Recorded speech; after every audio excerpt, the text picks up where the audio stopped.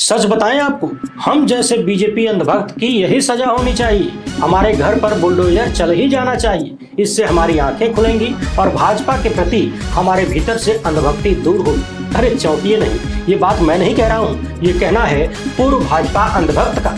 आप खुद सुन लीजिए, इसके बाद आगे की बात करेंगे। और ये सच बताएं आपको, ये हम जैसे बीजेपी अंधभक्त की यही सजा होना चाहिए। जो हम थे, जो बीजेपी के अंधभक्त होते हैं, उनकी यही सजा होना चाहिए जो आज हमारे साथ हुआ।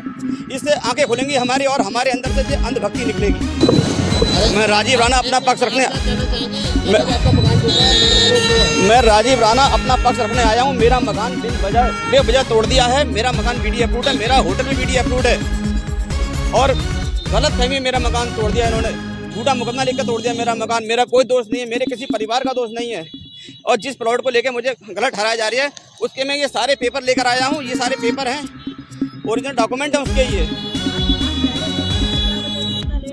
जब भी हम थाने आना चाहते थे, कोई ना कोई हमें डिस्टर्ब करता था, कहता था हम बहुत मतलब हमारी को सुनने को तैयार नहीं था। 2-3 बार हम थाने से लौट गए। एक बार हम एसएसपी साहब के यहाँ से लौट गए और हमने अपना वीडियो भी वायरल किया अपनी बात कहने के लिए।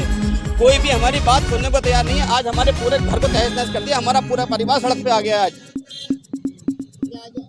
और ये सच बताएं आपको, ये हम जैसे बीजेपी अंधभक्त की यही सजा होना चाहिए। जो हम थे, जो बीजेपी के अंधभक्त होते हैं, उनकी यही सजा होना चाहिए जो आज हमारे साथ हुआ। इससे आंखें खुलेंगी हमारी और हमारे अंदर से अंधभक्ति निकलेगी। सुन लिया आपने। अब दिवंगत शायर राहत इंदौरी साहब को याद कर लीजिए और मेरे साथ बोलिए कि चलेगा सनकी बुलडोजर तो आएंगे घर सभी सदमे। अरे सनकी को क्या मालूम कौन किस धर्म का है। ये वही अंधभक्तों की टोली है जो अब तक फला धर्म के लोगों के घरों पर चल रहे बुलडोजर तथा गरीबों के ऊपर चल रहे बुलडोजर को न्याय का नाम दे रहे थे, जबकि भारतीय न्यायपालिका के सर पर पैर रखकर सत्ताधारियों ने बुलडोजर का अन्याय फैलाया। मगर अब तक यही लोग तालियां पीट रहे थे और अब उन्हीं हाथों से अपने गालों पर झापड़ मार रहे हैं। जब बात अपने पर आई है तब एहसास हो रहा है कि घर के टूटने का गम क्या होता है। अभी हाल ही में मध्य प्रदेश में 11 मुस्लिम परिवारों के घरों को तोड़ दिया गया, वो भी बकरीद के समय। घर में बिटिया की शादी पड़ी है और अब घर ही नहीं रहा, शादी का क्या होगा। पिछले दिनों हमने एक वीडियो में विस्तार से इस पर बात की थी, नहीं देखे हैं तो जरूर देखिएगा। और मैं पिछले कई साल से कह रहा हूं कि सबका नंबर आएगा, जस्ट वेट एंड वॉच। उधर पूर्व कांग्रेस अध्यक्ष सोनिया गांधी ने द हिंदू में एक बड़ा जबरदस्त लेख लिखा है और उनका यह लेख किसी विश्व गुरु टाइप के नेता को 1 नहीं 2 नहीं 5 नहीं बल्कि 10-10 इंजेक्शन लगाने के लिए काफी है। बेहद कम शब्दों में सोनिया गांधी ने 2024 के चुनाव परिणाम, स्पीकर के चुनाव, मोदी सत्ता द्वारा बार बार इमरजेंसी को दोहराना, 1 जुलाई से लागू होने वाले आपराधिक कानून, नीट परीक्षा धांधली, मुसलमानों पर हमले, मणिपुर तथा आने वाले वक्त में सरकार और विपक्ष किस तरीके से काम करने चाहिए, इंडिया गठबंधन क्या चाहता है, इन सारी बातों को उन्होंने परोस दिया है। यूं कह लीजिए कि साहब के तमाम कारनामों का कच्चा चिट्ठा सोनिया गांधी ने मात्र एक लेख में ही समेट कर रख दिया है और बता रही हैं कि प्रधानमंत्री नरेंद्र मोदी जी, आप अपनी आंखें खोलिए और उस हकीकत को देखिए जिसको नजरअंदाज करने की कोशिश आप लगातार किए जा रहे हैं। देश की जनता से टकराने की कोशिश मत करिए। इनका यह लेख अंग्रेजी में है, हिंदी में एकदम आसान शब्दों के साथ आपको बताने का प्रयास करूंगा। इसके अलावा देश में चल रहे एयरपोर्ट, पुल तथा सड़कों के बीच कंपटीशन पर जबरदस्त वाली चर्चा करेंगे। बहुत भयंकर कंपटीशन चल रहा है, मगर उससे पहले आइए हम लोग कंपटीशन कर लेते हैं। दनादन वीडियो को लाइक कर। एक बात बताइए, आपको पता चला है कि नहीं, अरे बिहार में बने पुल, उत्तर प्रदेश तथा महाराष्ट्र में बनी सड़कें और देश भर में बने हवाई अड्डे इन दिनों कंपटीशन कर रहे हैं और कंपटीशन बड़ा जोरदार है। कंपटीशन है कि कौन ज्यादा गोल मारता है, गिरने में, ढहने में और फटके छितराने में। देखिए ना, बिहार में पिछले 9 दिनों में 5 पुल गिर चुके हैं। इससे पहले आपने देखा अटल सेतु का निर्माण हाल ही में हुआ, प्रधानमंत्री ने कितना जोरदार उद्घाटन किया, सड़क फटके छितरा गई। उत्तर प्रदेश में राम मंदिर बना, पूरे देश में ढिंढोरा पीटा गया। शायद जितने में मंदिर नहीं बना उसका कई गुना खाली प्रचार में खर्चा हो गया। वहां लीकेज हो रही है, रामपथ फटके छितराया हुआ है। देखिए, हल्की सी बारिश में 13 जगह खड्डे हो गए। और इधर एयरपोर्ट वाला खेला अपने रेस में चल रहा है। 27 जून को जबलपुर एयरपोर्ट का कैनोपी भरभरा के उड़ गया। 28 जून को दिल्ली एयरपोर्ट में हादसा हुआ, पूरी छत भरभरा गई, एक व्यक्ति की मौत हुई, कई लोग घायल हैं। और 29 जून को राजकोट एयरपोर्ट यानी आज की तारीख में राजकोट एयरपोर्ट पर भी वही कांड हो गया जो पिछले कई दिन से लगातार चल रहा है देश भर में। और कुल मिलाकर कहानी घूम फिर कर गुजरात पहुंची गई है। वहां पर भी एयरपोर्ट का कैनोपी हवाओं के साथ हो लिया यानी उड़ गया। अब यदि आप अभी हिसाब लगाना चाहते हैं कि क्षतिग्रस्त होने में बिहार के पुल आगे हैं, देश भर में मोदी सत्ता के दौरान भाजपाई गवर्नमेंट के दौरान बनने वाली सड़कें आगे हैं या फिर एयरपोर्ट के कैनोपी और छत आगे हैं, तो इसका हिसाब अभी मत लगाइए। क्योंकि अभी तो मानसून शुरू हुआ है, यानी अभी तो पार्टी शुरू हुई है, ऑल नाइट चलेगी। जब तक मौसम खराब होगा तब तक इस तरह की कहानियां सामने आती रहेंगी। तो बरसात के समापन पर जोड़ तोड़ कर लीजिएगा, हिसाब कर लीजिएगा कि पुल, सड़क और एयरपोर्ट में गिरने, फटने, छितराने में कौन आगे निकल गया, कौन पीछे रह गया, क्योंकि कंपटीशन लंबा चलने वाला है। जितना लंबा इलेक्टोरल बॉन्ड था, इलेक्टोरल बॉन्ड का भ्रष्टाचार और घोटाला था, उससे भी लंबा ये कंपटीशन चलेगा। पिछली वीडियो में हमने आपको बताया था कि दिल्ली एयरपोर्ट की देखरेख करने का जिम्मा जिस कंपनी का था, उस कंपनी ने करोड़ों रुपया भाजपा को चंदा दिया। उसे नहीं देखा है तो जाकर देख लीजिएगा। इसके बाद अब हमसे ये मत पूछिएगा कि इस तरह की सारी घटनाएं केवल और केवल भाजपा शासित राज्यों में ही क्यों हो रही हैं। ये सवाल रिकॉर्ड में नहीं जाएगा, और ज्यादा बोलेंगे तो माइक ऑफ कर दिया जाएगा, उससे भी ज्यादा बोलेंगे तो संसद से बाहर कर दिया जाएगा, आपकी सदस्यता रद्द हो जाएगी। क्योंकि ये न्यू इंडिया चल रहा है भाई, यहाँ सवालों की जगह नहीं है, यहाँ चंदा खाने और खिलाने वालों की जगह है, भ्रष्टाचार फैलाने वालों की जगह है और आम आदमी की हत्या करने वालों की जगह है। अब गलती से भी ये मत पूछ लीजिएगा कि दिल्ली एयरपोर्ट मामले में जिस टैक्सी ड्राइवर की मौत हुई उसकी हत्या का जिम्मेदार कौन है, क्योंकि ये यूपीए की सरकार थोड़ी ना है, यहाँ कोई जिम्मेदारी नहीं लेगा।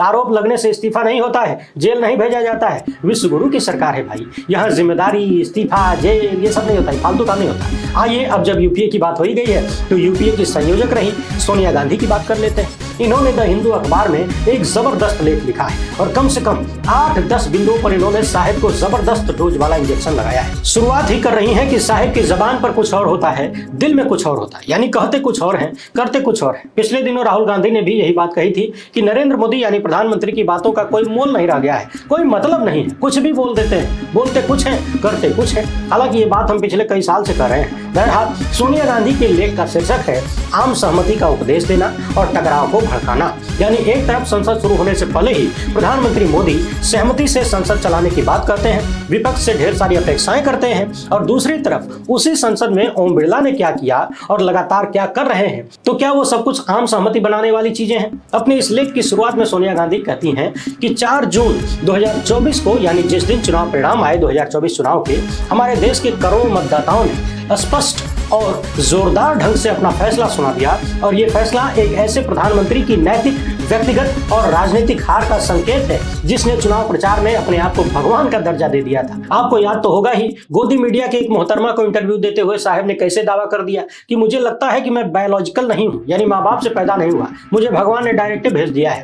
आगे सोनिया गांधी लिखती हैं कि चुनाव परिणामों में जनता के फैसले ने मोदी सत्ता के दिखावों को नकार दिया, यानी जो भौकालबाजी की जा रही थी उसको नकार दिया। जो बंटवारे की राजनीति, कलह और घृणा की राजनीति मोदी शाह की जोड़ी सालों से करती आ रही है, देश की जनता ने उनको नकार दिया। नरेंद्र मोदी जिस तरीके से सरकार चला रहे हैं, देश की जनता ने उसको नकार दिया। मगर इसके बावजूद प्रधानमंत्री काम ऐसे कर रहे हैं जैसे कुछ बदला ही नहीं। बात तो करते हैं आम सहमति की, मगर जानबूझकर टकराव बढ़ाने का काम किया जाता है। ऐसा लग रहा है कि श्री नरेंद्र मोदी वोट के जरिए जनता के जनमत को, जनादेश को समझ ही नहीं पाए। 18वीं लोकसभा के पहले कुछ दिन दुखद रूप से उत्साहजनक नहीं रहे। हमें उम्मीद थी कि कोई बदला हुआ रवैया दिखेगा, मगर ऐसा बिल्कुल नहीं हुआ। आपसी सम्मान, सामंजस्य की नई भावना, दोस्ती की बात तो बहुत दूर की है, अब उनके विकसित होने की कोई उम्मीद भी नजर नहीं आती है। आगे सोनिया गांधी ने स्पीकर के चुनाव का जिक्र किया है। इन्होंने बताया है कि स्पीकर के चुनाव को लेकर जब प्रधानमंत्री के लोगों ने हमसे सर्वसम्मति मांगी, यानी हमारा सहयोग मांगा, तो इंडिया गठबंधन के लोगों ने उनसे कहा कि हम आपका समर्थन करेंगे, लेकिन परंपरा को ध्यान में रखते हुए ये ठीक होगा और यही अपेक्षित भी था कि उपाध्यक्ष का पद विपक्ष के किसी सदस्य को दे दिया जाए। मगर मोदी सत्ता ने इससे साफ इनकार कर दिया। आपको याद होगा 17वीं लोकसभा में भी, यानी 2019 के चुनाव परिणामों के बाद भी, उस सत्ता में भी उपाध्यक्ष का पद लगातार 5 साल तक खाली था। आगे सोनिया गांधी ने इमरजेंसी के मुद्दे पर बात की। उन्होंने लिखा है कि प्रधानमंत्री और उनकी पार्टी द्वारा लगातार आपातकाल को फिर से उछाला गया, मगर आश्चर्य तब हुआ जब निष्पक्ष पद पर बैठने वाले स्पीकर ओम बिरला ने भी राजनीतिक स्टैंड लेते हुए इस मुद्दे पर बात की, जबकि लोकसभा स्पीकर राजनीतिक विचारधारा से अलग होने चाहिए। मगर भाजपा में ये सब नहीं होता है, ये तो आप जानते ही हैं। आगे सोनिया गांधी लिखती हैं कि ये इतिहास का एक तथ्य है कि मार्च 1977 में हमारे देश की जनता ने आपातकाल पर एक स्पष्ट फैसला दिया था, जिसे बिना किसी हिचकिचाहट के हमने स्पष्ट रूप से स्वीकार किया था। यानी इमरजेंसी के बाद जो चुनाव हुए उसमें कांग्रेस पार्टी हार गई। सोनिया गांधी कह रही हैं कि ये देश की जनता ने हमें इमरजेंसी के बदले में सजा दी थी। आगे उन्होंने लिखा है कि मगर इतिहास का एक हिस्सा ये भी है कि मार्च 1977 में हार का सामना करने वाली पार्टी यानी कांग्रेस पार्टी महज 3 साल से भी कम समय में दोबारा सत्ता में आई और ऐसे बहुमत के साथ आई जैसा बहुमत नरेंद्र मोदी और उनकी पार्टी को कभी हासिल नहीं हुआ पूरे इतिहास में। यहाँ आपको याद दिला दें, 1977 में जनता पार्टी की सरकार बनने के बाद ये सरकार अपना टर्म पूरा नहीं कर पाई, गिर गई और अगले 3 साल में ही फिर चुनाव हुआ तथा इंदिरा गांधी 353 सीट जीत कर आई थी। इसी का जिक्र सोनिया गांधी ने किया है कि इमरजेंसी के बाद देश की जनता ने कांग्रेस को 353 सीटें दी, जबकि बीजेपी को आज तक इतनी सीटें नहीं मिली हैं। साल 2014 में 282 के आसपास, 2019 में 303 और इस बार 240, मात्र 240। लेकिन बात और भौकालबाजी सुनिए तो पूरी दुनिया से ऊपर रखते हैं खुद को। यहाँ एक बात और ध्यान रखने वाली है, ये 240 भी तब मिली है जब इलेक्टोरल बॉन्ड का पैसा, पीएम केयर फंड का पैसा भर भर के था। दूसरी तरफ कांग्रेस पार्टी का खाता सीज था। सारी जांच एजेंसियां एकदम ईमानदारी से काम कर रही थी। विपक्ष को मजबूत करने के लिए न्यायपालिका एकदम स्वतंत्र होकर न्याय कर रही थी। गोदी मीडिया ईमानदार पत्रकारिता कर रहा था। नरेंद्र मोदी चुनाव आयोग के नियमों के हिसाब से भाषण दे रहे थे और चुनाव आयोग एकदम तटस्थ रहकर काम कर रहा था पूरी ईमानदारी से। तब जाकर साहिब को 240 सीट मिली। यानी इमरजेंसी के जिस गम को साहिब आज याद दिलाने की कोशिश कर रहे हैं, उस चीज के लिए देश की जनता ने पहले ही कांग्रेस को सजा भी दे दी है, माफी भी दे दी है और उसके बाद इस देश में कई बार कांग्रेस की सरकार आ चुकी है, जा चुकी है। आगे सोनिया गांधी लिख रही हैं कि आज देश में वो कौन से मुद्दे हैं जिन पर व्यापक रूप से चर्चा होने की आवश्यकता है, यानी अभी की जो जरूरत है। इन्होंने लिखा है कि हमें भविष्य की ओर देखना होगा। संसद की सुरक्षा को लेकर विपक्ष जब चर्चा करने की मांग कर रहा था तो 146 सांसदों को विचित्र और अभूतपूर्व रूप से निलंबित करके संसद से बाहर कर दिया गया और उसके बाद आपराधिक न्याय कानून पारित कर लिए गए। यानी ऐसा लगता है कि जानबूझकर पहले ऐसी कहानी रची गई कि विपक्ष किसी मुद्दे को लेकर चर्चा की मांग करे, हम इनकार करें, हंगामा हो और उसी का लाभ उठाते हुए विपक्ष के सांसदों को स्पीकर के माध्यम से संसद से बाहर कर दिया जाए और फिर आपराधिक न्याय कानून पास कर दिए जाए बिना किसी चर्चा के। क्योंकि चर्चा होगी तो इन कानूनों की हकीकत देश और जनता के सामने आएगी और जनता एक बार समझ गई तो फिर मामला गड़बड़ा जाएगा, बिगड़ जाएगा। ठीक वैसे ही जैसे कृषि कानूनों के साथ हुआ था। आगे इन्होंने लिखा है कि कई कानूनी एक्सपर्ट तथा अन्य लोगों ने इन कानूनों के बारे में बेहद गंभीर चिंता व्यक्त की है। क्या इन कानूनों को तब तक रोक कर नहीं रखा जाना चाहिए जब तक कि वे संसदीय प्रथा से गुजर न जाए, उन पर संसद में चर्चा न हो जाए, हर पहलुओं की जांच न कर ली जाए। आगे लिखती हैं कि इसी तरह से पिछले साल संसद में हंगामा अराजकता के दौरान वन संरक्षण और जैविक विविधता संरक्षण वन कानूनों में संशोधन किया गया। ग्रेट निकोबार परियोजना को आगे बढ़ाने के साथ ही एक पारिस्थितिक और मानवीय आपदा हमारा इंतजार कर रही है। क्या इन पर भी प्रधानमंत्री की सर्वसम्मति और पूर्ण बहस तथा चर्चा के बाद कानूनों को पारित करने की इच्छा को सार्थक बनाने के लिए कोई विचार नहीं किया जाना चाहिए? यानी आप देखेंगे कि मोदी सत्ता लगातार ऐसे कानून लेकर आती है जिन पर वो चर्चा से बचती है और चर्चा से बचने का कारण सिर्फ एक है, उसकी हकीकत देश की जनता को पता न चल जाए। और इनमें से ज्यादातर कानून या तो बहुत सारी समस्याओं से ध्यान भटकाने के लिए होते हैं या फिर सेठों को लाभ पहुंचाने के लिए होते हैं। ध्यान भटकाना एनआरसी सीए को याद कर लीजिए, सेठों को लाभ पहुंचाना कृषि कानूनों को याद कर लीजिए। और इस बार आपराधिक न्याय कानूनों से तो ऐसा लग रहा है कि पूरे सिस्टम को ही अपनी मुट्ठी में तथा जनता को भेड़ बकरी की तरह चराने वाली व्यवस्था बनाई गई है। पूरे देश में भयंकर उथल पुथल मचाने की प्लानिंग की गई है। इन आपराधिक कानूनों और वन संरक्षण जैसे मामलों पर ही सोनिया गांधी एक बार फिर से संसद में चर्चा चाहती है ताकि इनकी जो कमियां हैं उनको दूर किया जा सके और ऐसा कानून बने जो देश हित में।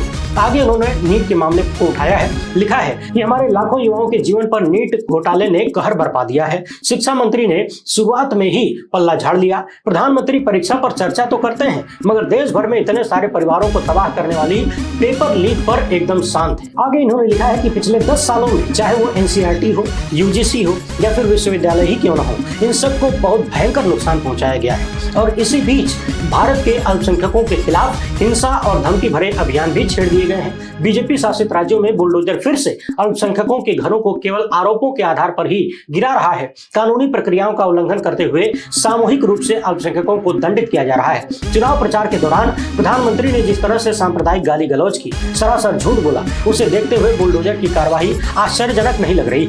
नरेंद्र मोदी ने चुनाव के दौरान भड़काऊ बयानबाजी इसलिए की क्योंकि उनके हाथ से चुनाव निकल रहा था और चुनाव बचाने के लिए उन्होंने अपने पद की गरिमा और मर्यादा को पूरी तरह से तार-तार कर दिया, गिरा दिया।